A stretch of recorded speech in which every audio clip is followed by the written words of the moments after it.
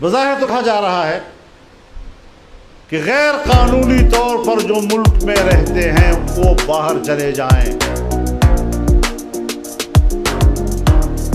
لیکن غیر قانونی طور پر پاکستان میں رہنے والے وہ صرف پشتون تو نہیں ہیں،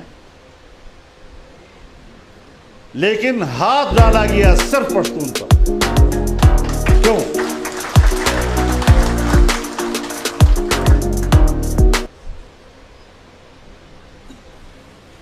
اور پھر جائز اور ناجائز کا کوئی فرق نہیں،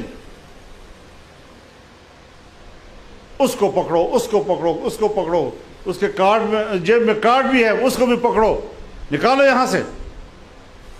آپ مجھے بتائیں، آپ پٹھان لوگ ہیں، بحیثیت پشتون بھی اور بحیثیت مسلمان بھی، ہماری روایات کیا ہیں؟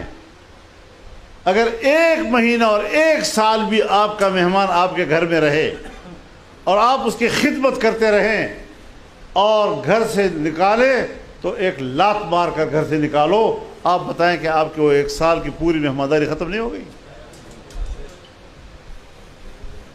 وہ کہیں دنیا میں یہ کہے گا کہ اس نے مجھے 1 سال گھر میں پالا تھا؟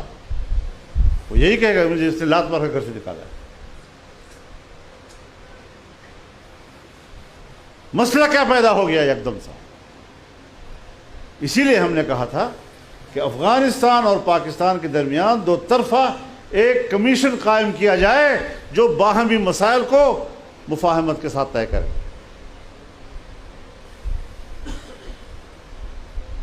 افغانستان میں تو 20 سال جنگ رہی، بلکہ اس سے بھی پہلے 20 سال اور بھی لگا دو، 40 سال سے وہاں جنگ ہے، ابھی کچھ وہاں امن آیا ہے،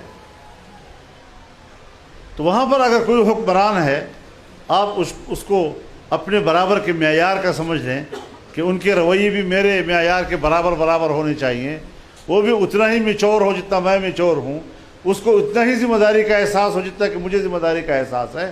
اس کے لیے تو کچھ وقت کا انتظار کرنا پڑے گا نا۔